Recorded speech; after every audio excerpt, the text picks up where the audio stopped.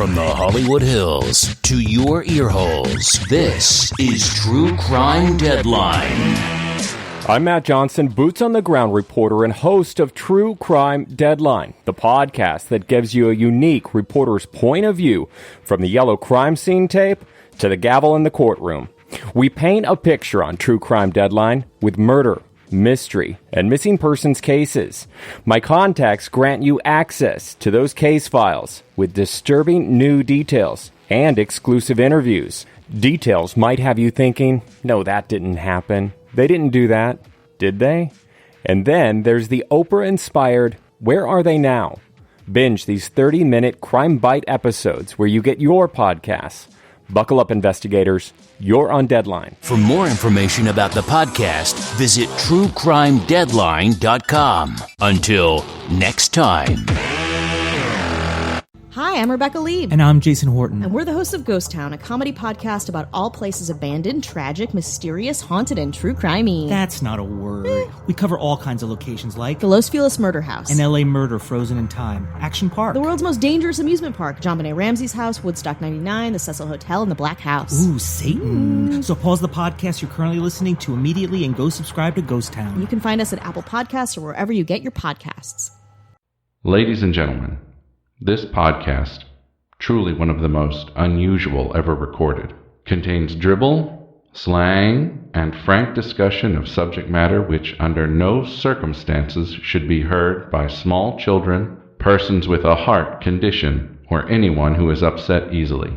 If you are such a person, or if you're the parent of a very small child in the room, we urge you to switch off your streaming device now.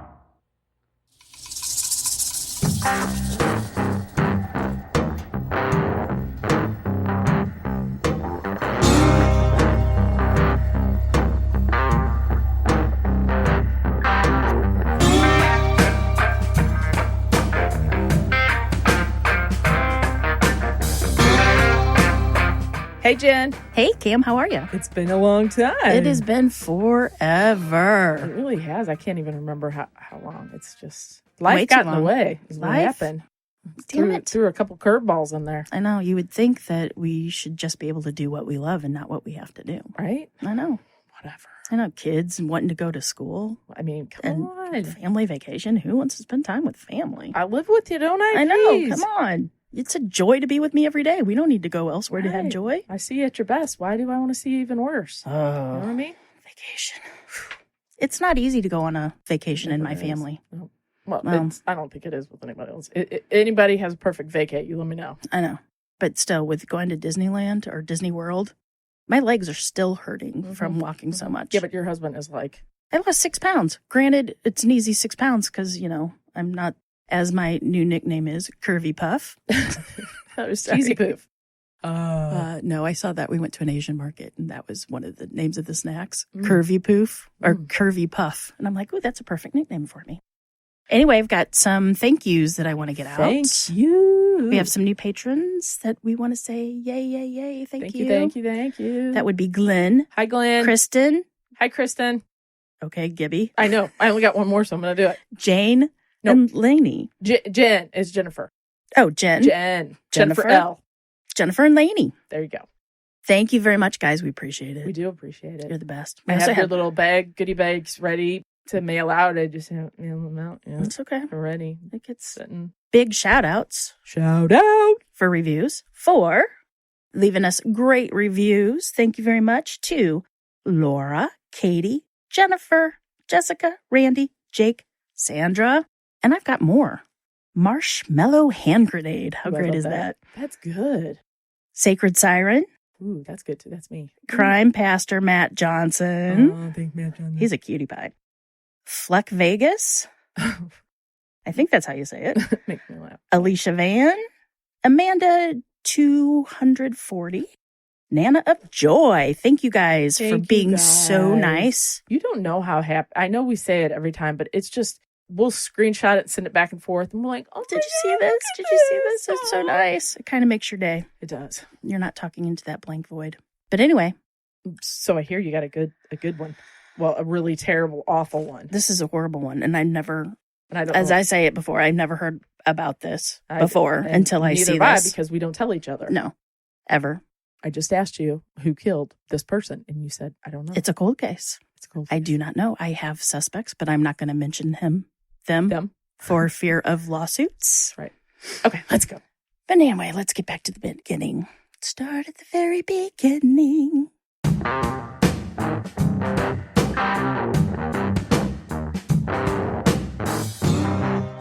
This is an older case. Okay. We're going to go back in time.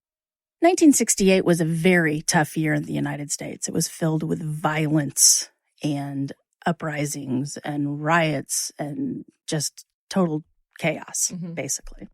In February, 2 black sanitation workers, Ethel Cole and Robert Walker, were crushed to death inside a trash compactor in Memphis, Tennessee. This had happened before in 1964, and for years the sanitation workers, mostly black, had been trying to organize a union. These workers were making less than $2 an hour, and the conditions were totally unsafe. So on February 12th, close to 1,400 men, black men, didn't show up for work to start a strike. The ones that did go into work soon left when they realized that the other workers weren't coming in. This peaceful strike lasted 2 months and 4 days. This is when Martin Luther King gave his famous speech that I've been on the mountain, right? That happened on March 23rd. And then on April 4th, he was assassinated. And then the following week, there was this nationwide rioting, which 21,000 people were arrested, 39 people died, and 2,600 were injured. And you know this strike. You've seen it. The black men that held the big signs about equal pay and horrible. They never did. They never got their union. It was horrible. I knew that Martin Luther King was connected in here. Yeah, but I mean, it was absolutely shameful what they did to those poor men that worked. That job is so hard. I wouldn't want to do it. There's a lot of money to be made in trash. Seriously. Well, thanks to this, they now make upwards of 80,000, I think I read, something like that. But it's a shame that people had to lose their lives to get that. The week of February 11th was the deadliest week of the Vietnam War to the United States, thanks to the Tet Offensive. Now, this was a surprise military attack on the South Vietnamese and the U.S., and it happened on the Vietnamese New Year called Tet. The U.S. lost close to 550 soldiers, and 255 soldiers were wounded. Walter Cronkite, the most trusted man in America, went to Vietnam to see this whole carnage for himself. And when he came back, he wrote an editorial report that he's mentioned on TV, and it's commonly known as the "We Are Mired in Stalemate" speech. He gave this report on air, and it was the first time that he had ever given his actual opinion. And to quote him, "But it is increasingly clear to this reporter that the only rational way out will be to negotiate, not as victors, but it is an honorable people who lived up to their pledge to defend democracy and did the best they could." And soon after that, we started negotiation to get out of the war. I remember that, the clip from that. Yeah. On January 5th, Robert F. Kennedy had just celebrated his win in the California and South Dakota primary in his bid for presidency, was killed by Sirhan Sirhan, right? Remember that at the Hollywood Hotel? Was it? It was the Ambassador Hotel. Ambassador Hotel. I do believe. Yes. And since we're a true crime podcast, we can't not mention that on December 20th, the Zodiac Killer killed his first 2 victims. David Arthur Farraday, who was 17, and Betty Lou Jensen, 16. Now, this is just highlights of what happened that year. There were so many other things. I mean, actually, all in all, like I said earlier, 1968 was filled with protests, riots, more, and it was considered one of the most turbulent years in history, if not the United States, pretty much everywhere. Yeah, turmoil. Right. But this event that I'm going to tell you about right now, Cam, you won't find it on Wikipedia. Really? She's not mentioned on Wikipedia. Really? Lebanon, Pennsylvania is where this happened, and it's about an hour and 45 minutes west of Philly. In 1968, population was way over 28,000, and in 2018, it's close to 26,000. There was a steel mill named Bethlehem Steel, and it closed its doors in 2003. The morning of Friday, May 24th, 1968, started out just like any other day. 32-year-old divorced mother of two, Mary Alice Reber, wrote a note excusing her 14-year-old daughter, Margaret, or Peggy, from school the previous day because she had been ill. Peggy also had a twin named Kathy, but Kathy was married and had recently given birth to a little girl, 14-year-old daughter. Oh. With twins. And married? Married and recently gave birth to a little girl. And how do you get Peggy from Margaret? I've always wondered that. I don't know. Okay, go ahead. Between 4:30 and 5:30 that day, Peggy set off for school, came home, and between 4:30 and 5:30 that day, mother and daughter hung out at their apartment. They lived in the Maple Leaf Apartments, which was nicknamed the Heartbreak Hotel by the tenants and was known for housing some shady characters. A lot of divorcees, a lot of go-go dancers, a lot of the wild side. Just people that lived on the fringe of society. Let's put it that way. Yes. And it was also said that pot parties went on there. Not that dope. Not pot parties. Anything but pot parties. Reefer madness. It's so funny to go back in time and listen. Yeah. At about 5:30, Mary Alice left for the evening, and Peggy had plans with her 19-year-old boyfriend, Ray. He was coming over. She's 14, he's 19. That's a gent. Nope. Okay. When Mary Alice returned home at 3 a.m. on Sunday morning, seems she decided to go to Atlantic City with two of her male friends. She walked into her third-floor apartment. She went to turn on the lights, and she couldn't. There was no electricity in the house. Her landlord, who was a prominent lawyer in town, was trying to get Mary Alice to leave the apartment. He wanted to kick her out. She was late on a couple weeks' rent, and to get her out, he turned off the gas and the electric to the apartment, which was totally illegal back then. I was just going to say, you can't do that. Yeah. So it was totally legal. And not only was she behind in rent, it said that the lawyer landlord didn't like the fact that Mary Alice was known to have frequent male visitors I knew you were going to say at her apartment. She's one of them wild women. She was that's right in time with the sexual revolution. Hey, I got no problems with I mean, I'm just saying, to each their own. Figured Go that for was his problem. Since Mary Alice couldn't see anything, there was no lights, she called out for Peggy, and Peggy didn't answer. So she went to the bedroom door, right to the door, and she called out, and she saw a suitcase where the stereo should have been, right? And she thought she saw something lying on the floor. And she thought, well, somebody's passed out drunk, because it was kind of a party pad, right? Not one of those pot party pads, but they had visitors a lot, whether they were more like pants party male visitors or no just parties. Friends of friends. People crashed at their apartment a lot. She thought, well, one of Peggy's friends, Blanche, or who they called Pinky, was supposed to come stay with them for a little bit. So I thought maybe it was her, right? But there wasn't a lot of light, and it was only the light coming in from the window, and she couldn't really tell who it was. So she reached down to shake the person to wake them up, but something felt wrong. So she decided to go next door and get help from her neighbors. She pounded on the neighbor's door, and her neighbor, Jewel, answered the door. Mary told him that she needed help, and Jewel got her boyfriend, Walter, to come help, to go over there. They kept the door open so they could see from the light from the hall. And there, Walter saw Peggy on the floor, the little 14-year-old girl. He started to help Peggy, but when he touched her, he could tell that rigor mortis had already set in, and Peggy was dead. Walter immediately jumped to action, yelled for somebody to call the police, and then proceeded to find a way to get the electricity in the apartment turned on.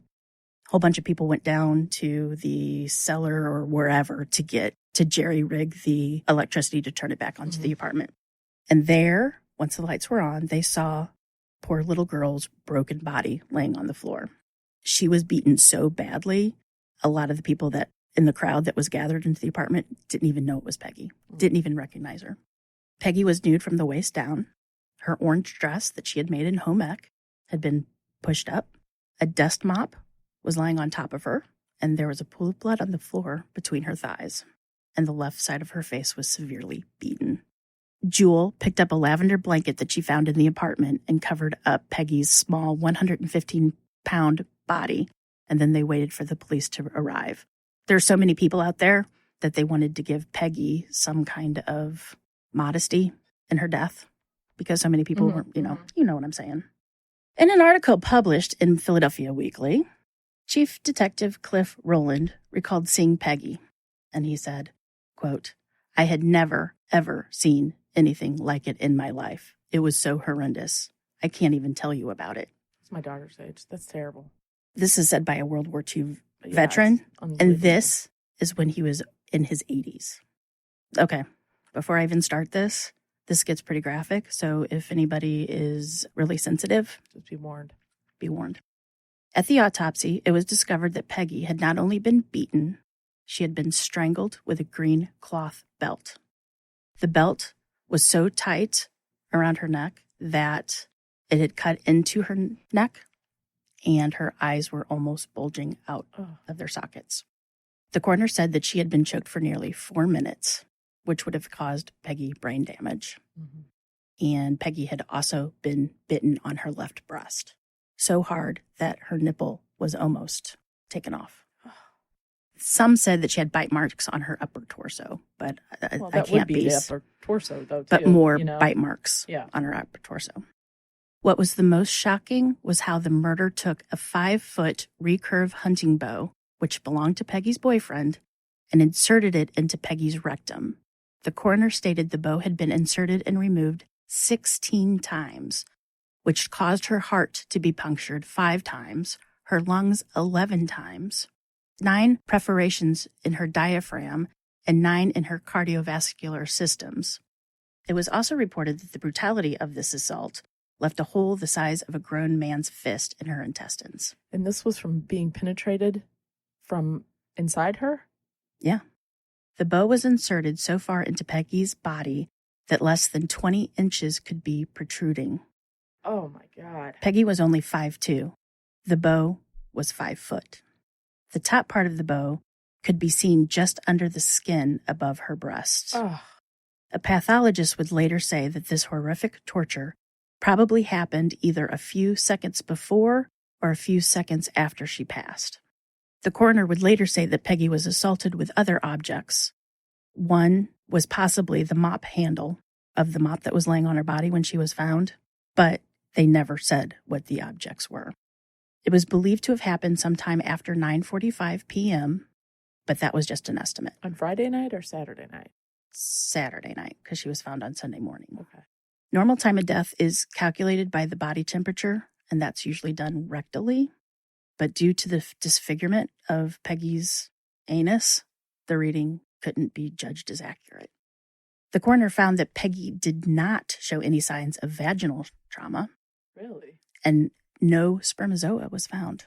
Really? Spermatozoa, right? No Semen. sperm, no semen was found. As for anything missing, as for a robbery or anything, Mary Alice claimed that a set of rings were gone and meat from the refrigerator was gone. And a few days later, they found Peggy's purse in her bedroom, and money was missing, and so was the key to their apartment. Before we get really further into this, I want to talk about the Rebers and everybody associated with her. Okay. Them. So Mary Alice was a waitress, and by all accounts, she was a party girl. Many said that she was a sex worker, but that isn't known for sure. Never. She was never arrested. Right. She never stated to anybody that she was a sex worker. She could have just been living her best life. Right. I mean, you know what I mean? But you know how towns are awful. Small towns are awful, and they will talk. She could have just been taking a part of the free love counterculture that was happening all across the country at the town. Town gossips said her apartment always had a different man coming in and out at all hours. Which town gossips? You can't. Yeah. I hate town gossips. Mary Alice had had the twins, Peggy and Kathy, when she met a man by the name of Merlin Reber. They married, and when Mary Alice had had the twins, Herman was overseas because he was in the military, and he was going to adopt the girls. He filled out all the adoption papers, and he was planning to adopt them, but they technically were never formally adopted because they never went in before a judge to court. But Herman helped raise the girls, and he loved them much like they were his own, pretty much. And the marriage lasted 13 years, but dissolved in April of 1967.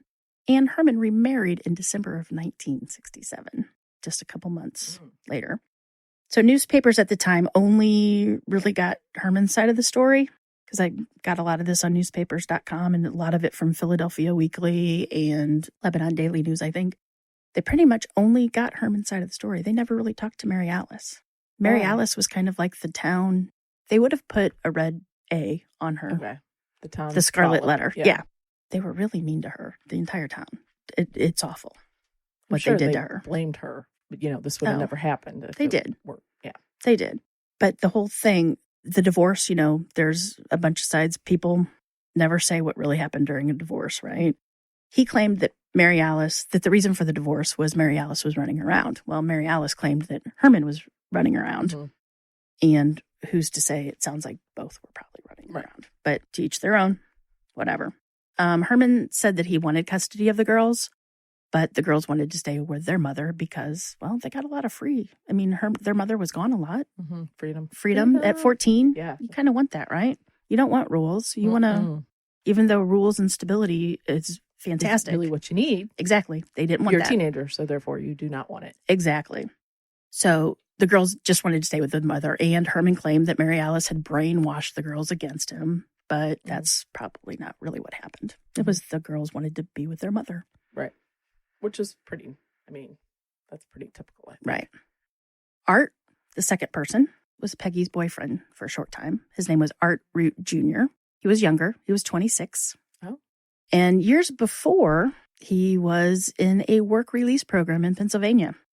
He was in jail for stealing a car, I believe. And one day on work release, he just basically left, went to Illinois. Well, it's called work release. He worked. I know. He now released he's himself. He gave himself an alias. He got married and he had 2 kids.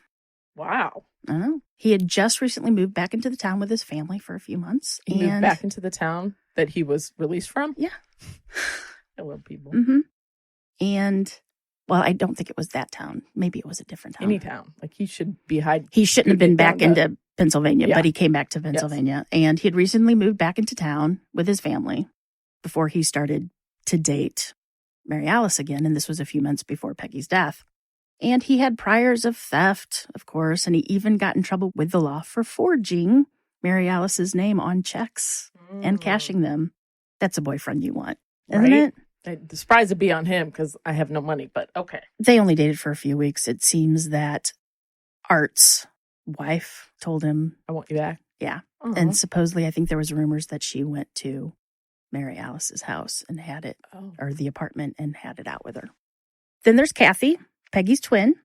She's married to Richard Dick Boyer, 23 years old. Is Dick in parentheses? Dick, that's his nickname, yes. Okay. Not just the fact that he might be one, but he's... I got you. Yeah.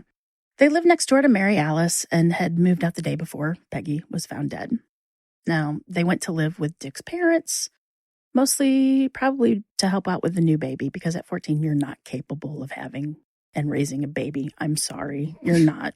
I'm almost 50, and I'm not capable of raising a baby. True dat.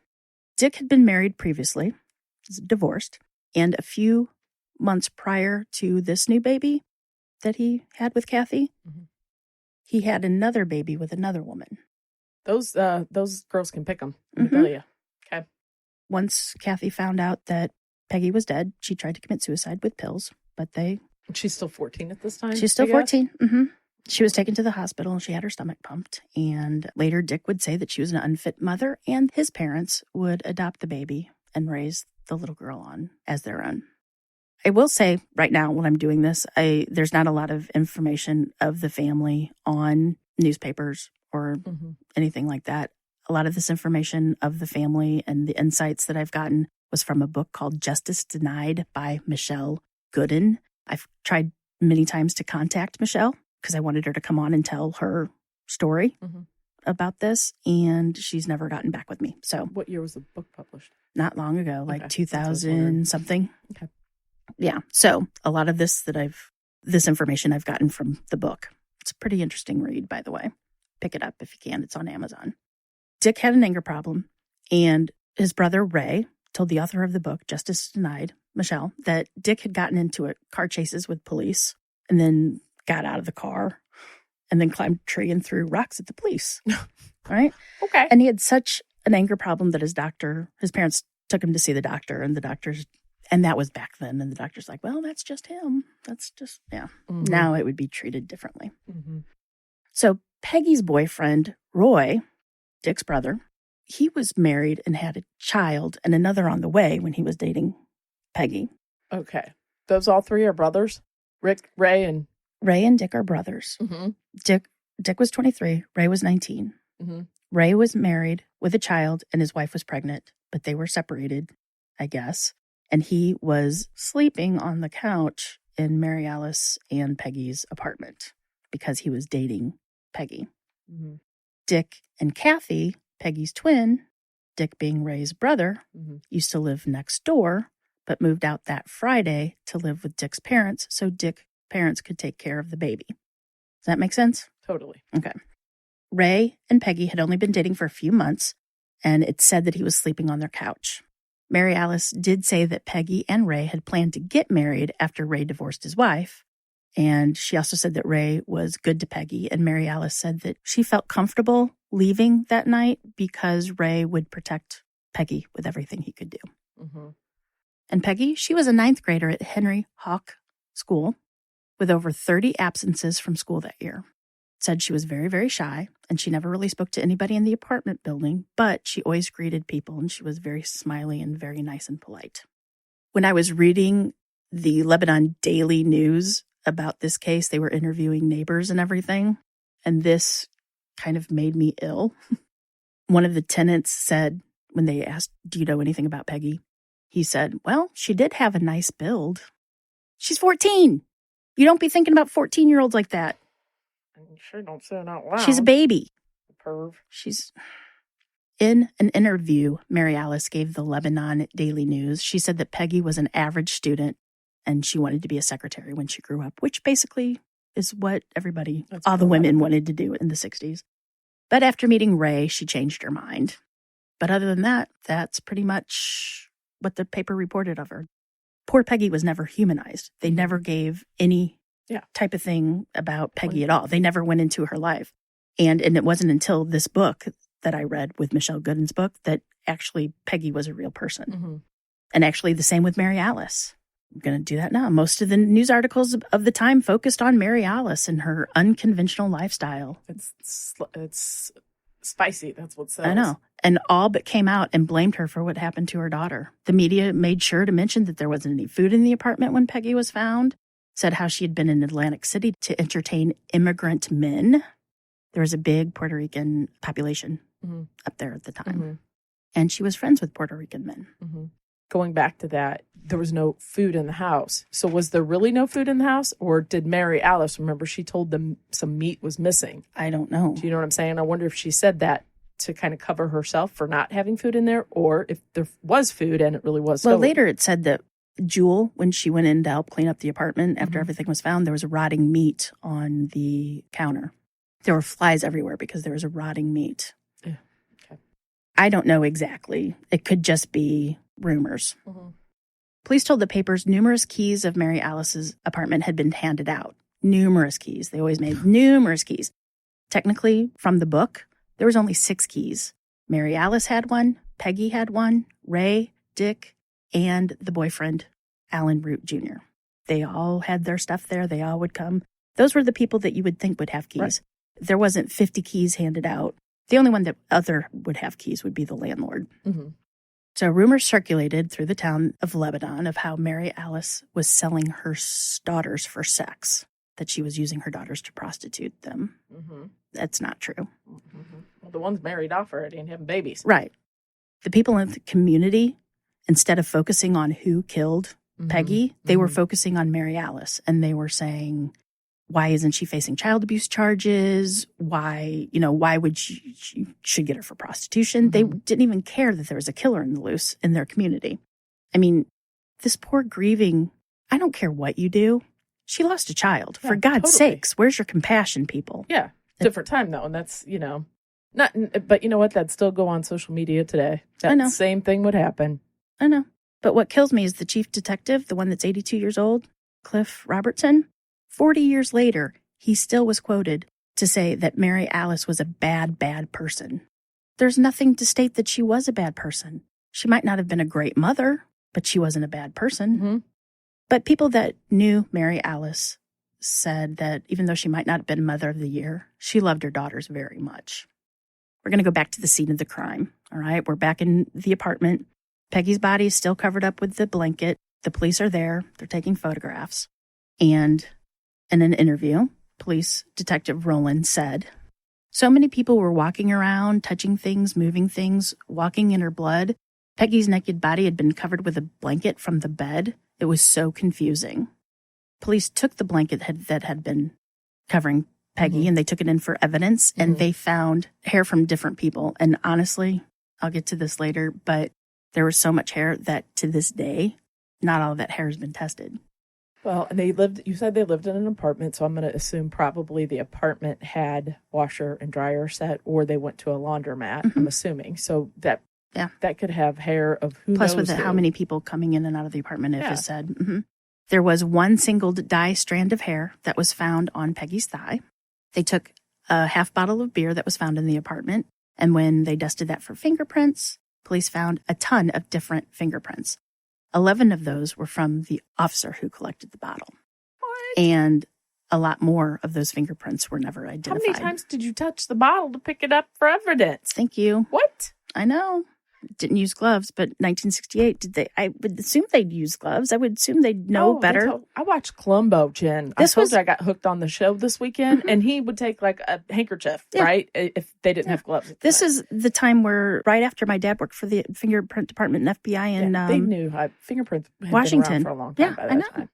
Since the door was not broken in, the police surmised, got that, Chris? They surmised that Peggy knew the person who killed her, which is obvious. Friends and neighbors said that the Rebers always kept their doors locked and chained. They would hear people knock. They'd hear other people say, "Hey, it's Ray," or whatever, and then they'd lift the chain. One thing they couldn't understand was how the killer was able to torture and mutilate Peggy's body without anybody hearing anything. The walls were thin, and they were so thin that the neighbors could hear everything from anyone's apartment. Police seemed to not find a motive for why someone killed Peggy. Peggy didn't have any enemies. Ray's wife, maybe. But personally, would a woman have the strength to do that with the bow 16 times? No. And where did the bow come from? Was the bow from It was the house? in the apartment because it was Ray's bow. Okay. Because Ray was staying there. Those are just so, first of all, I don't think that's traditionally the way a woman would kill another person, right? It's too violent. And then the violence and the sexual, somebody was like mad at her. Or mad or at Mary. something. Yeah. Maybe robbery, mistaken identity. Yeah, but you wouldn't do all that. I don't think so. They didn't know what was going on. You'd stab her. Peggy also thought she was pregnant at the time of her death. Her mother stated that she might have been pregnant, but it wasn't really anything for sure that she was. Did the examiner find that to be the case? It wasn't looked for at the time. They don't think they had the technology back then to test if you were pregnant. They put your blood into a rabbit and the rabbit had to die, right? Yeah, but that's what I'm saying. Like you would think during an autopsy, find something. But if her body was completely mutilated, but then that's also a good point because she was so violated down there. If you she was wouldn't pregnant, have known. You would have to the have person that killed her got her pregnant and didn't want to deal with that. Right. It's unsure if she was pregnant at the autopsy. Later, her body would be exhumed. And the body was in such bad shape, like the liner had broke, that her body was pretty bad decomposed. And I'm not sure if they did find evidence that she was pregnant. It hasn't been released. As far as I know, or I don't think they'd probably tell anybody. I think the police would probably keep that under wraps. Wouldn't you think? Yeah. Well, they boggled it so badly anyway. Yeah. But it was 1968. And I hate to say that. I hate to make excuses for them, but a lot of it, I think, was because of who Mary Alice was. They didn't care. Right. Police had a nice list of suspects after 3 days of police work. They had spoken with hundreds of people and had questioned over 50 suspects. 8 of those men gave dental impressions. Suspiciously, 2 people that the police had spoken with committed suicide shortly after. What was their names? One was an insurance salesman by the name of Merlin Jones. Marlin was 23 years old, who had fought in the Vietnam War. He gave police a detailed description of a suspicious man that he saw while collecting insurance premiums at the apartments. I guess that was a thing to collect the payments back then in person. So on Friday, June 7th, Marlin shot himself in the head in front of 2 military officers. Later, it was found that Marlin was embezzling money and also marriage problems. His wife and child were living in Texas at the time. And the FBI was able to finally clear him as a suspect. It seems like instead of turning in those insurance payments, He was collected keeping them, but never turned them back in. Pocketed them. That's what I assume anyway. The other suicide also served in Vietnam. His name was Morris Purcell. He was 20 years old and a patient at the VA hospital. Psych unit? I think so. Morris was arrested and put into police custody for a burglary warrant shortly after Peggy's murder. He hung himself. In jail? Yeah. The police chief investigator, Roland, said it was autoerotic asphyxiation. Roland also claimed that Morris could have been involved, but he would have had to have help. I think about those 2 that served in Vietnam and how brutal that could have been for them. They could have post-traumatic stress disorder. So the district attorney at the time, Allen Davis Jr., sent a letter to all the tenants in the apartment building on June 1st, asking for any information that had seen Peggy anytime that day, that night, that Somebody weekend had to see of something the whole murder. weekend.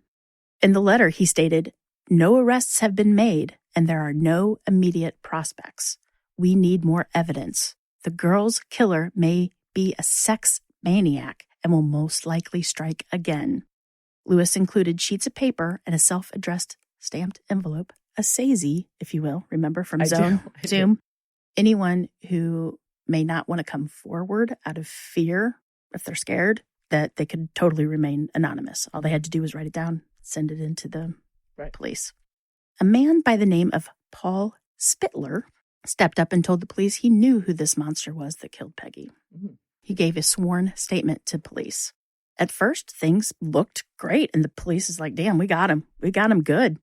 And then the police started digging deeper into Paul's statement and found that he might have a vendetta against the guy that he claimed did it. And later, Paul admitted that, yes, I Just a little did. one. Just a small one. So it seemed that Paul Spittler had a little crime thing. Just a small little problem. He was going up against the court soon, and he thought that maybe if he would say, hey, I've got information, the court would say, hey, okay, for this information, we're going to be lenient on you. He had been arrested on larceny, forgery, receiving stolen property, and driving on a suspended license. Now, the police added perjury to that list, so he got in trouble for doing that. Good. The police didn't really get any leads from the people at the Maple Leaf Apartments or the Heartbreak Hotel apartments, but they were able to trace some of Peggy's steps leading up to her murder. On Friday, May 24th, right after Mary Alice left, that's when the landlord cut off the electricity to the apartment. Ray and Peggy were in the apartment watching TV. Ray went to his brother's Dick's place. They were in the process of moving, and he borrowed an extension cord so they could borrow electricity to watch the TV and keep a lamp on, right? So they were watching he left TV. Peggy alone there to go. Right, but this was Friday night. Okay. Yeah. So they were timeline together. They were watching TV. The landlord cut off the electricity. Ray goes to the brothers next door to get an extension cord, comes back, and they're able to watch TV and with a lamp. Dick was almost finished moving all of his family's possessions from the apartment, and he stopped by another friend in the same apartment building and had a few drinks. And then when he came back to pick up the last of his belongings, he and Ray got into a huge fight. Then, being so angry, Dick took the extension cord out of the wall and left. He took his ball and went home, is basically what happened. I'm going to take my cord and go home. Ray and Peggy then left to stay the night with a friend named Chico. The next morning, Peggy's friend Blanche stopped by the apartment to drop off her suitcase. So it's Saturday morning. It's the next morning, right? Okay. It's about 9:30, I guess, in the morning.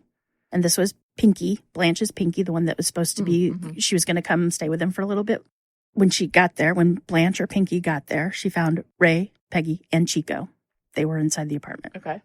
Later, a man named Jose showed up. Jose and Chico. Jose and Chico. Okay. Told you the Puerto Ricans, big community there at the time.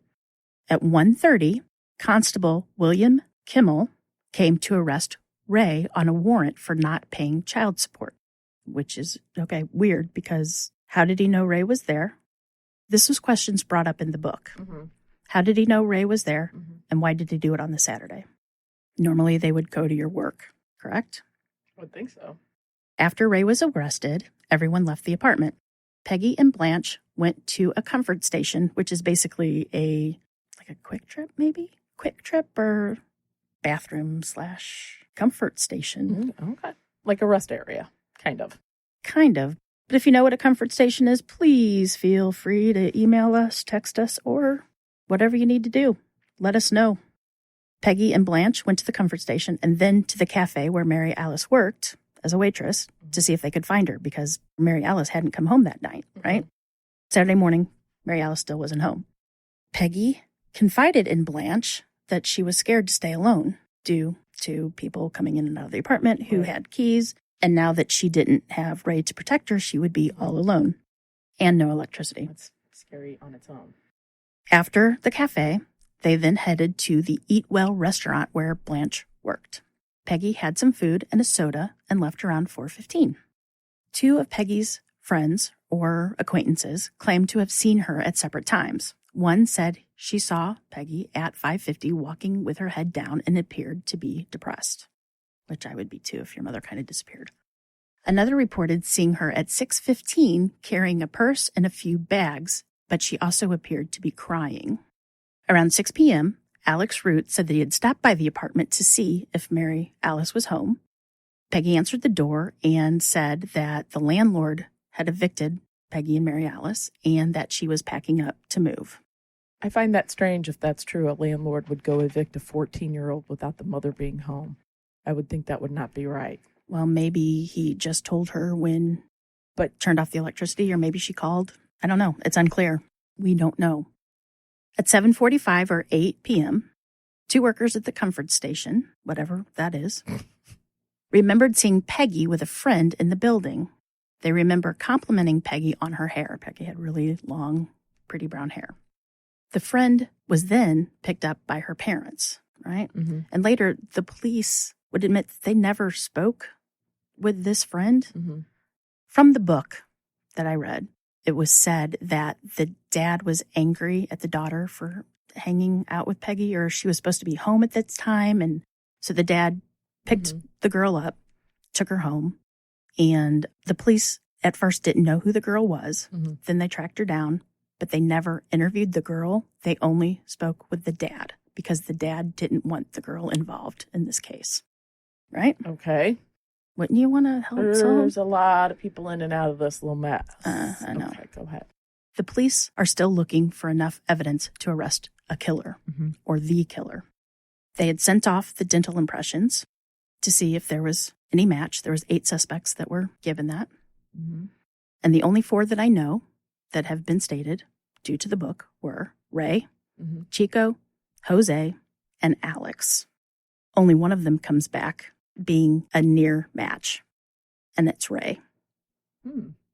Now, Ray later admitted that he had had sex with Peggy and that he gave her maybe a hickey, but he swears later that he would never have bitten her, especially to the severity where the nipple was almost off. The town people automatically went that Ray was the one that bit her during sex. But Ray swears to this day that it was maybe a hickey, but he would never have done. Yeah, there's quite a big difference There's between a biting huge off and nibbling. Right. And that information came from the book also. 6 months after Peggy's death, the FBI comes back with the results of a scientific test. And that's all it stated was it was a scientific test. Okay. Not sure what it was. That's all the newspaper said. But the fiber and hair found at the scene matched Alex Root Jr. And Alex was taken into custody. But his teeth did not match. No. But hair and fiber did. But he was he was at the apartment constantly. Exactly. So No clue on whether the hair that was found in between Peggy's legs was ever tested. So he was arrested and taken into custody and charged with the murder of Peggy. The trial started on February 9th, 1970, with a jury of predominantly women. Alex was a pretty good-looking guy. when you think of he had like the duck appeared, like John Travolta during Grease. Like that's kind of what he reminded me of when I saw pictures of him. And I'll post them somewhere, sometime I'll post them. You know how that goes. It comes out in the trial that Alex Root was seen on the fire escape around 6 p.m. on Saturday, and he was wearing a green suit.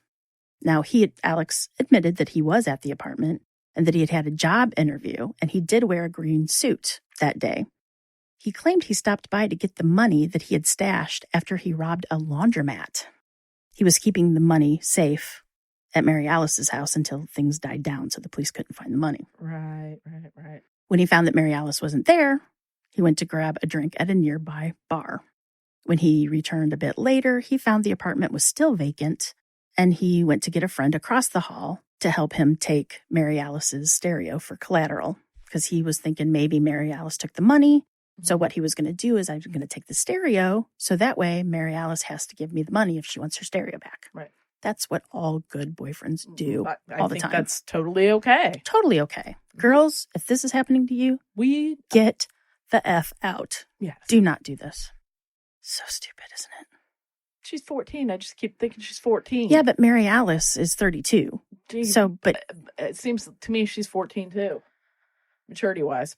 So the friend stated that Alex's wife had found out about the tryst that he and Mary Alice were having, and she did give Alex an ultimatum, and the wife at one point, I believe I said this, showed up to the Reavers' apartment just a few weeks before the murder. The prosecution went into how fibers and hair belonged to Alex were found on Peggy. But when Mary Alice was on the stand, she testified that the blanket that was used to cover Peggy was actually the blanket that was on Mary Alice's bed. And she admitted that she and Alex did have sex on it. So easily for him to get hair transfers, right? And Mary Alice also stated that she had had sex with other men on that blanket. And not only, like you said, washing it in an apartment. In an apartment with all these people coming and going. You could track stuff in from outside. Thank you. And the defense also states that the dental impression that he gave to the police was not a match. On February 19th, 10 days after this trial started, Alex Root Jr. was acquitted. The jury spent less than 2 hours deliberating, and it was said that the evidence testimony of fiber and hair was just too complicated for the jury to understand.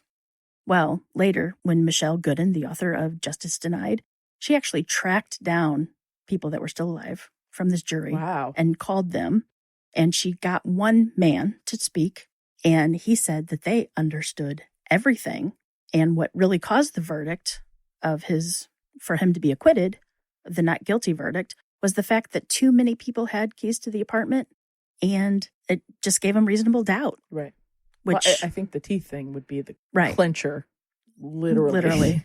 You would think, but of course, the district attorney and everybody's going, the jury just didn't understand what was going on. It's not jury even didn't. hard. It's not. And it's part of their job to explain it. Right. That's the same things that happened with DNA when DNA was first making its debut. To this day, many people in the town of Lebanon believe that Alex Root Jr. was the one that killed Peggy, but we don't know for sure. After he was acquitted, the police just stopped looking. They didn't even bother looking for the killer. In fact, the case is still open, but I don't. It's very cold. It's extremely. That seems to tell you the totally truth. Solvable, can I tell you though? Did they lose all the evidence? Like, is any of that stuff still around? I'll get into this, and I don't even know if they are still working on this case. Okay. Let's just put it that way. There's a lot going on here. But even the trial, the district attorney didn't even have the trial transcripts. Like, after it's done, there's supposed to be transcripts of the trial. There's no transcripts of the trial. Was there no stenographer there? I don't know how that worked in 1968. You'd think that there's a stenographer. There was. There had to be. But supposedly, it was the district attorney's job to get them transcribed in case they wanted to go to trial. So the testimony of all the expert witnesses, everything that they said in the trial is gone. There's no record of it. To me, there's no record of it whatsoever. Maybe there was an inside job here or something. There's not like there's no suspects. This is the opposite. There's too many, which would be better than having no suspects. Right. Because you have to weed them out, but at least you have some. Right. And so this seems like this should be totally solvable. You would think so, especially now if there's DNA. But if they didn't take DNA back then and they don't have it now. Well, and they've lost everything. But our body's decomposed now. Right. police and Shoddy police work, and maybe somebody knows somebody on something the else. inside. Okay, got it. So 30 years after Peggy's death, the woman that I spoke about earlier, Michelle Goodwin, she decided to write a book about Peggy and the murder. And because she grew up in Lebanon, Pennsylvania, and she was only 5 years old at the time, but she remembers it just stuck in her head somewhere. She remembers watching the TV about it. Her parents would talk about it. It was huge news. I mean, it was so violent, it was huge. But she worked her and her friend worked really hard on this investigation. Like, they put heart and soul, and it took her 9 years. Wow. And lots of money and traveling. She doesn't live in Lebanon anymore, but she traveled back and forth a lot. So I just want to make sure that we give credit where credit is. We are crediting her. Yes, because she worked. I wonder who her friend really, is. It's really, kind of like Jen and that other person. Well, she had a name in the book, but I'm not sure if that's the correct name, so I'm not using it. I think the name was Susan. Okay, I got you. So she didn't credit her for the book. They did a lot of legwork on this, and they uncovered a lot of things that... Obviously. Everything was just in newspapers. That's like the bare minimum. Exactly. So I really suggest to go on Amazon, and like I said before, it's called Justice Denied. Justice Denied. So anyway, when Michelle and her friend first started out, they headed to the cemetery where Peggy was buried, laid to rest, I should say. They found that Peggy's father had paid for the plot. Actually, it was a plot that he had bought in 1957, and he interred Peggy in one of those plots. And he also paid for the headstone, which was, he was his father. Right. Shouldn't say that he should have, but yeah, technically he was her father in name only, but it was still very sweet. He did love her. And while at the cemetery, when they were looking for the actual plot, they started speaking with some of the workers there. And the workers actually told them that, now listen, this is important. I'm listening. That the police had told Mary Alice to leave town after the trial, and that they even drove her to the airport. Why? I don't know. And later, when Michelle would speak with Mary Alice, she said that after the murder, townspeople would see her on the street, they would call her names, and they would throw things at her. I guess the town just didn't want to deal with her, so it was better to just get rid of her and didn't have to deal with anything that would come after all this, like the fallout from people harassing her. You know what I'm saying? It's like the small... Or somebody wanted to make sure she was out of town. I don't know. Mary Alice also claimed that a police officer came to pick her up, to take her to the station for her to be questioned. And then he was very nice to her on the way there. But on the way home, he grabbed her by the hair and tried to push her head under the steering wheel, I guess for maybe a favor. Ugh. And didn't report it because, like she said, she's like, who are they going to believe her? Yeah, they're not going to believe her who had this big reputation. Around the same time, Michelle starts this project of looking into Peggy's murder. She learns that a female police officer, the only female police officer in Lebanon, was fired for taking some of Peggy's files home because she was going to start the investigation open. The reason for her getting fired is because they said she compromised the case. She's a police officer. Doesn't she have the right to look into that? You would think. The chief of police later clarified why taking the file was so bad. It seems that was all that was left of the case. A flood had hit the area in 1972 and took out all the evidence. The officer filed a suit, and it turned out that not only did her supervisor say it was okay for her to take the file home, there wasn't a written policy at the time that stated that the files could not be taken home. I mean, I understand how it would be important to keep the files there and have like a reading room or something. Because it is. I mean, you never know. She could have had a car wreck on the way home with the windows down and the files would go all over. I get it. Yeah. But I don't think you would get... He's a police officer. It's a cold case. It's not cold. It's... Okay. Another thing that Michelle, the author, brings to light is the landlords of these Maple Leaf apartments. There was a rumor stated that he had peepholes into some of these apartments. I was kind of wondering about that with her being a single female, and I'm guessing she was probably pretty cute. You said she was 32, right? If there was some sort of anger that she wouldn't, she entertained all these men maybe, and he was hurt because he wasn't one of them. I don't know. We need to go to Pennsylvania is what I'm saying right now. We just need to hop in the car. We have some questions. Yes.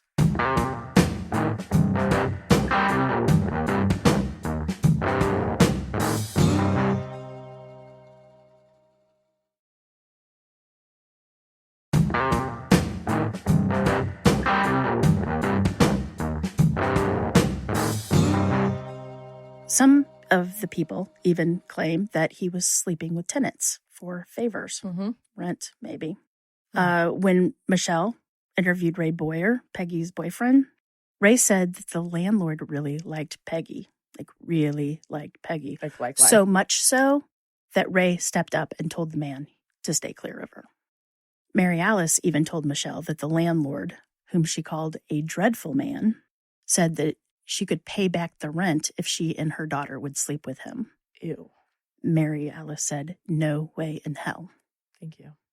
The landlord was never really looked into. Some things that I read said that he was, but he was not one that they took impressions of, as far as I know. Was he a well-to-do member of the society up there? He was a prominent lawyer. So yes, in the he town. had money, and he was thought and I think, of highly. And another interesting fact, barely a year after the murder, for no reason or known to anyone, the landlord's dead now, so we don't know. The landlord had the apartment building razed to the ground. Really? Mm-hmm.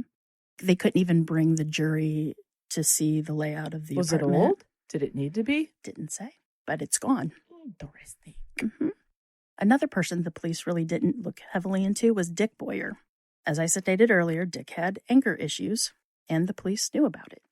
They had been called out a few days prior to Peggy's death because Dick was allegedly beating Kathy during an argument.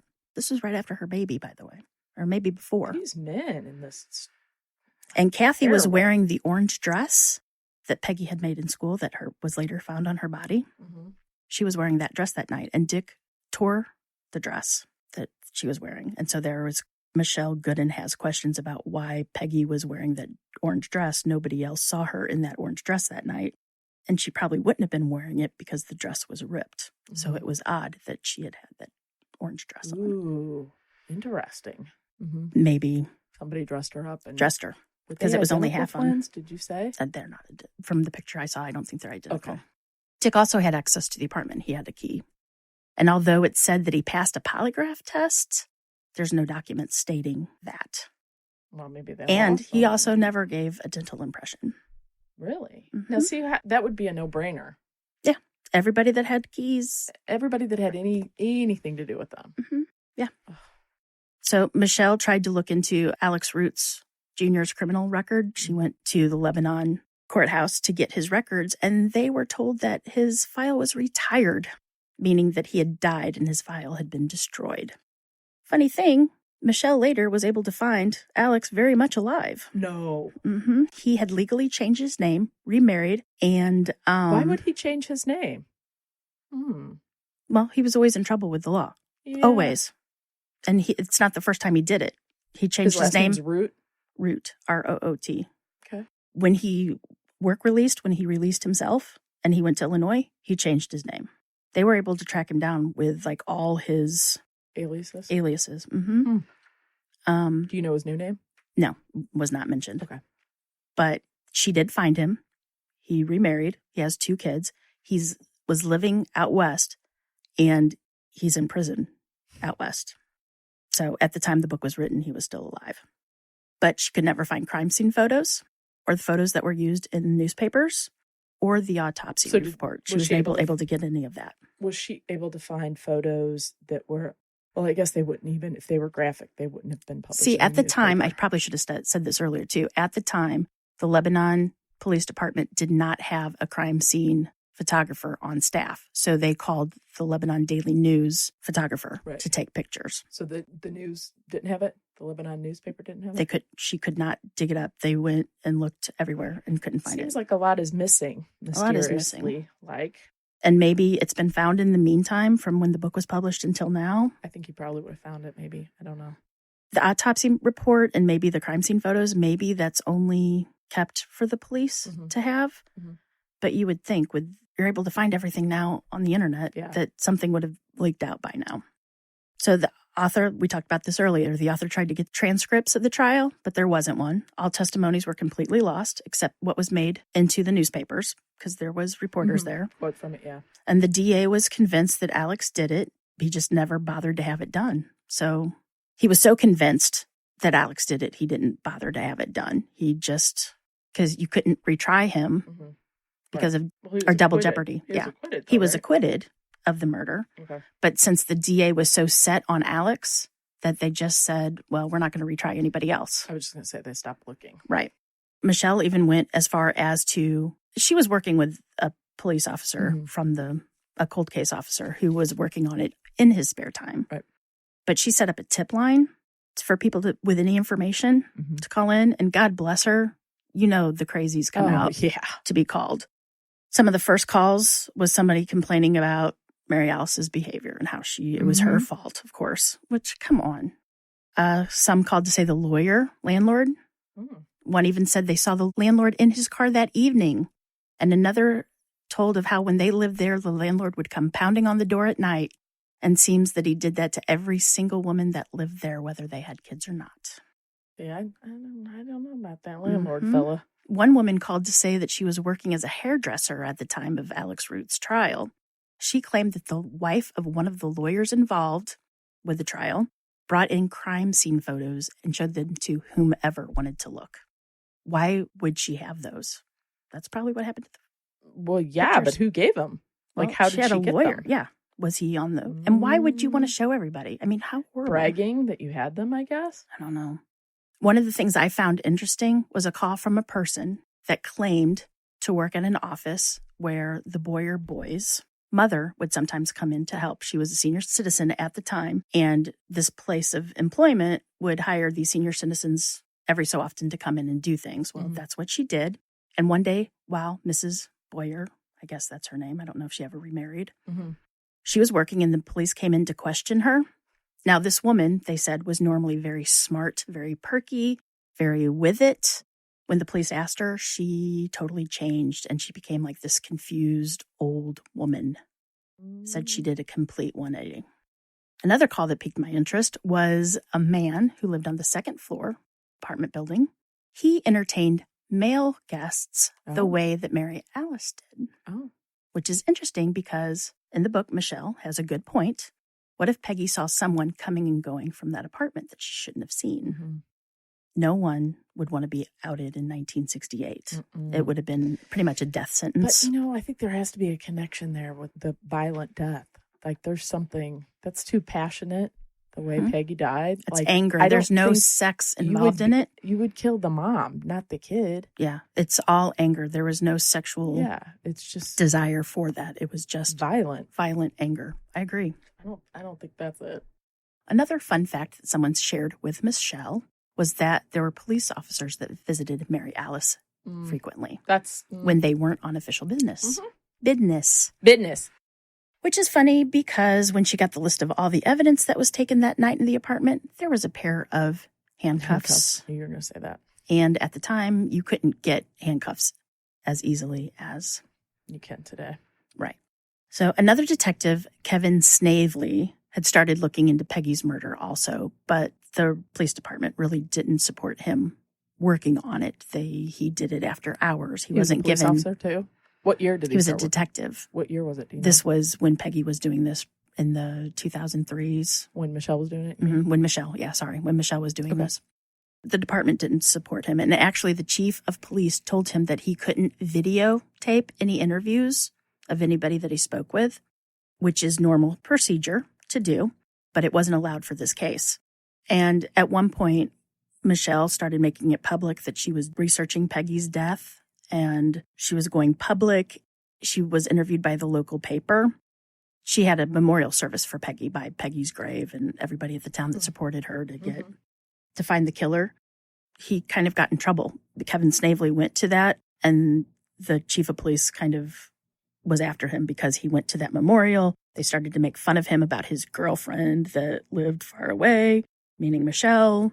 I mean, he was given a hard time. Seeing that she and the detective weren't getting much help from the Lebanon PD, Michelle went to speak to a senator in Pennsylvania.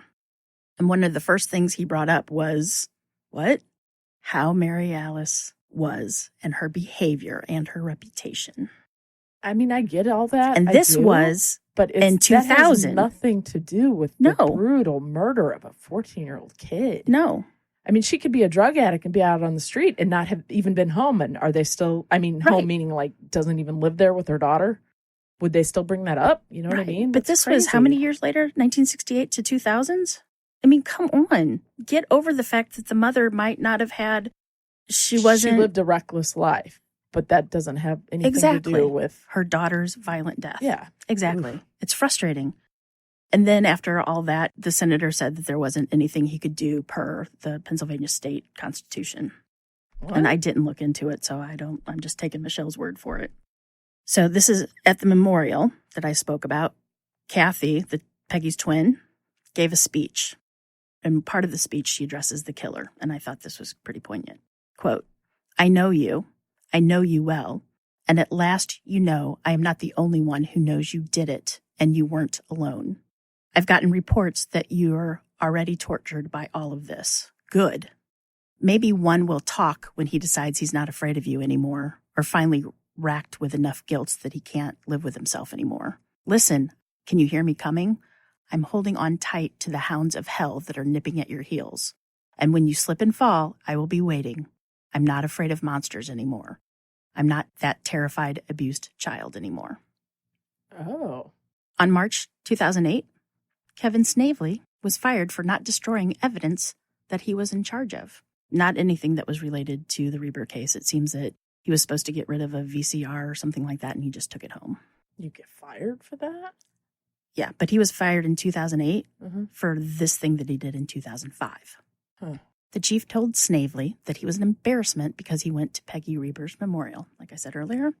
He was also accused of giving Michelle information on the case, which is untrue because Michelle received all the info from legwork on her own and through the FIOAs, the Freedom of Information Act, and interviewing everyone that knew Peggy. She hunted everyone down. She interviewed Ray Boyer. She interviewed Herman Reber. She interviewed Mary Alice, who has since passed away. She interviewed the girl that the police never interviewed, but the father did. She put her heart and soul into this work. When I say she deserves credit for all this, she really did. So my big question here is, did she say who she thought did it at the end? She just lets people pick. She doesn't guide you towards. No. Interesting. You can't really accuse somebody of something without retaliation. Can say, yeah, you're right. But you could say it's my opinion. Right. I mean, and it is. But I find that last line of Kathy's abused child anymore. Terrified abused child anymore? Telling, I think, maybe. So, but Snavely took it to court and he was later reinstated. And unfortunately, he's back to work at the police department. He still works there? Mm-hmm. Wow. I don't think I could. No, I know I couldn't. I would take him to court to get my job back, to quit. So show up the first day and be like, yeah, I quit. So Michelle was told the only way that they could bring somebody to trial again for Peggy's murder is if they could get the grand jury of Pennsylvania to agree, do all of this information. Take it up, to take it up with the grand jury. The only way they could do that is if they could get a petition going. So Michelle helps the family gather 2,000 names for the petition that puts pressure on the DA to take the case before the grand jury. So John Ditzler, at the time, was the assistant DA and is now a judge. He also was working hard during all of this after Snavely was taken off the case to solve this murder. But in the end, he didn't think that there was strong enough evidence to convict anybody of Peggy's murder, and probably not ever. They lost everything. I would agree with that. I mean, I think there was. I think they demolished it all. In an AP article written by Daniel Walmer, which I emailed him through Twitter, Ditzler said in 2018, as I sit here today, having spent a considerable amount of time on that case, I have no idea who killed Peggy Reber. Really? Not one person has ever come up with a factual narrative about who killed Peggy Reber and how they know. If I die and go to heaven, that's one of the first questions I want to find out. End quote. So by the last quarter of 2008, a grand jury convened to see if there was enough evidence to indict anyone for the murder. And District Attorney Dave Arnold told Barbara Miller of Penn Live that a grand jury went through a very thorough investigation. They heard from a large number of expert witnesses, and there were 30 live witnesses and audio-taped interviews, as well as reading investigative reports. Michelle was one of those witnesses. And per Michelle, she spent more time on the stand than any of the other witnesses. The grand jury issued a report on their findings in July 2009. The report stated they didn't find probable cause to charge anybody with Peggy's murder. The report then went on to bash Michelle Goodwin, Kevin Snavely, and the Lebanon Daily News for spreading conspiracy theories. Well, allegedly spreading conspiracy theories. Michelle, of course, didn't take this comment lightly, and I'm not going to go into it. But like I said, I've invited her to come on the show. Hopefully she will. Hopefully she'll talk about it. Keep your fingers crossed. Also, she does go into it quite in detail in her book. So if you're interested in reading about it. But the report also stated that the grand jury felt that the case may never be solved. Somebody's going to have to confess on their deathbed. Yeah, I don't think it can be. I think all the evidence is gone. So this is also interesting. This town had some problems, I think, with their justice system a bit. A little crooked, a little corrupt. Right. The previous October, before Peggy's death, 21-year-old Sandra Herman, her body was brought in to the hospital. Her ex-husband, John, who worked at the hospital, he was an orderly. He shot her because she was jealous. He was jealous or she was? He was jealous of her and her dating around and everything like that. He shot her, killed her, and he'd always been jealous. And one of the articles that I read said nobody was surprised that the relationship ended with him shooting her, pretty much. But what was surprising was her husband was acquitted for first-degree murder. How was that even Gave possible? him manslaughter, and it was pretty much because the lawyer portrayed him as mentally unbalanced, and Sandra was a cheating spouse. But this was her ex-husband. Yeah. Right? Then a few months after Alex Root was acquitted of the body of a divorcee, Rachel Harris, her body was found discarded along the highway outside of town. Right? Yeah, I'm with you. I'm waiting for the bomb to drop.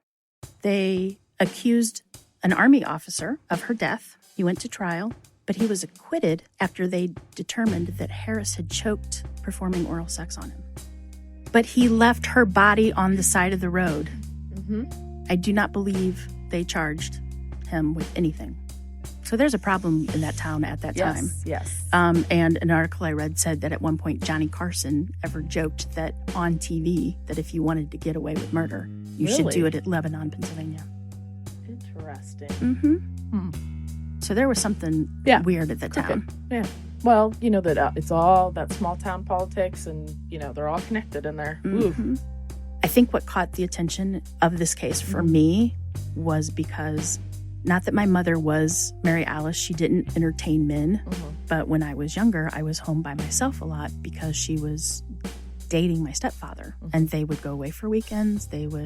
She'd be out and about. You could relate with, and you guys lived in an apartment. I lived in an apartment, and I wasn't always comfortable living there by myself. Right. On the weekends. That's why I always had somebody over all the time or stayed at somebody else's house. Right. I get that. That's so young. From the time I was 12 on till by the time I got up to my own apartment, 18, I was, 19, yeah. But I think that's what drew me to the case, and the fact that it just seemed that nobody cared about her because of her mother. And that kills me. Well, it's as if she's a throwaway because of her mother. And at 14, 14, it was a different age than it is today at 14, but it's still only 14. She was a baby. Yeah. And even though she... One thing that I've learned doing this podcasting, and I knew this before, but it's twofold. Number one is if you have a detective that really wants to find the killer, a really dogged detective, he will get to the bottom of it. Might take a long time, but he will get there, or she will get there. I say that meaning interchangeable, But on the flip side is if there's a case and somebody has enough power, enough money, enough influence, they will ensure that it never gets solved. And then, you just keep throwing different things in there, and it makes it too difficult to do. The loss of evidence, the building being demolished, it just goes on and on and on. Well, and even today, with murders of sex workers, they aren't taken seriously, it seems. I'm sure some are, but it seems the majority are not taken seriously because of their lifestyle. Yeah. And that's a shame. It's their fault. Person, yeah. Every person matters. Every life matters. If somebody is out there killing a prostitute, that killer needs to be found and brought to justice. Oh, that lifestyle. That's somebody's lends to daughter. that. So that's somebody's it's- son. Yeah. But still, that No, shouldn't. I'm saying it lends I know. to that, meaning it makes it harder. Killers know that. It makes it harder to realize who's missing from where, and how long. And it just makes it harder to find who did it. Well, just because one person deems someone's life is a throwaway life doesn't mean that that's what it is. Yeah, I get you. That But was a it's good just- job, Jen. Lots of research on that one there. There was lots of research and it's just, and like I said, it was The all book from, is still available on Amazon. as far as I just purchased the book not too long ago. Okay. And all the information that I found was pretty much only on the Lebanon Daily News, a couple things from Pennsylvania Right. Live. But Well, otherwise, they didn't have it that wasn't. 24-hour news cycle like we do today. I know. Thank you, CNN. Thank you, CNN. But no, it's really sad how Mary Alice was treated pretty much up until her I think death. That happens a lot, though, with women, still today even, but especially then. Right. Because women were supposed to get married young. Mhm. If you went to college to get your MRS degree, Mhm. meet your boy, and then never work a day in your life and have babies. Mm-mm. And that was the thing. So anybody that got divorced, remember, divorce used to be such a bad Mhm. thing. Now it happens all the time. Mm-hmm. She was living in the apartments where the shady folk live, Mhm. supposedly. The fringe of society. She dyed her hair platinum blonde, I think. When she came to trial, she had a new tattoo on her wrist. But, Yeah. nobody gave her the time of day and nobody respected that she was a grieving mother. Mhm. And just because how she lives her life was not the reason why her daughter. Terrible. Good It's stuff, horrible. Jen. You want to tell the good people where they can find us? You can find us on Twitter at Our True Crime Pod. You can find us on our blog at www.ourtruecrimepodcast.com. You can email us at ourtruecrimepodcast@gmail.com. We're on Instagram. We are on Facebook. We're pretty much anywhere. We're very accessible. I tend to answer anybody that talks to me, that wants to talk to me. You can do anything. Send me pictures of your animals or I'm your just gonna kids, say, whatever you yeah. want. We'd love to hear from you. And if you guys know what a comfort station is and can describe it better than we can, please. Maybe that's just Shout out. things back then. We'll see. I don't know. I know Steve had to look it up, I don't so know. wasn't quite for sure. But Anyway, thanks for listening, you guys. thank you. We and appreciate you we'll very, very see much. you the same bat time and the same bat channel next week. So until then, lock your doors. And keep passing by those open windows. Bye-bye. Love ya.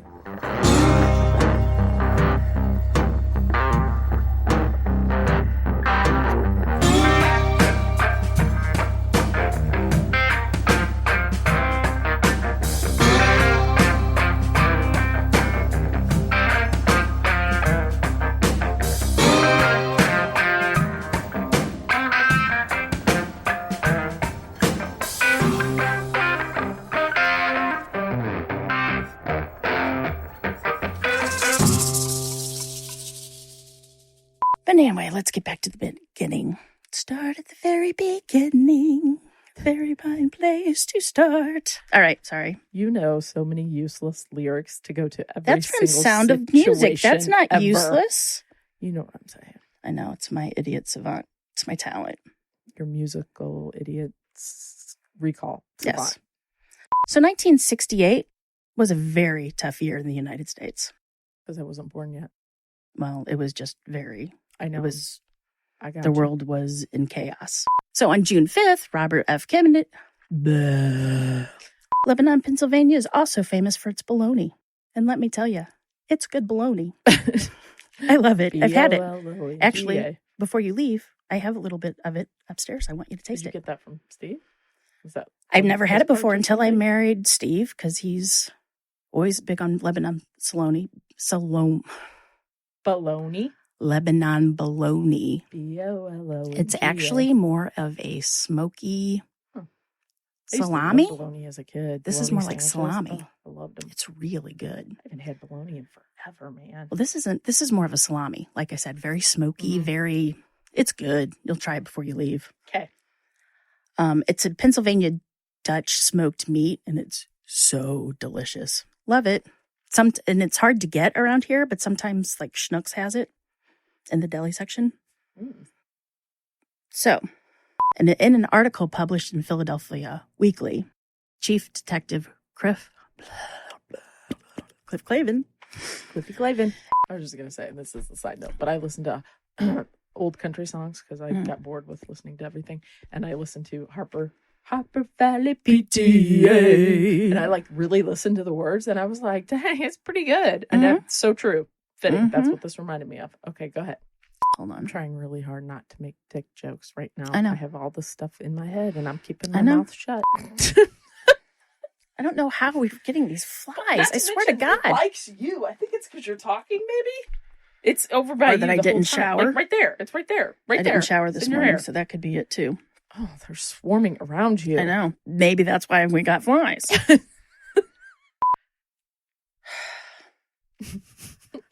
The district attorney at the time was Alice Davis Jr. Alice. Fuck me. The district attorney at the time was Alan Davis Jr., and he sent a letter to all the tenants. Because Alice Davis would be Alice Davis from the Brady Bunch. Wasn't that Alice P. Davis? Maybe. Okay, go ahead. No, her name was Alice on the show, right? That was Alice on the show. Okay. I don't know. Ann B. Davis. Ann B. Davis. Okay, go ahead.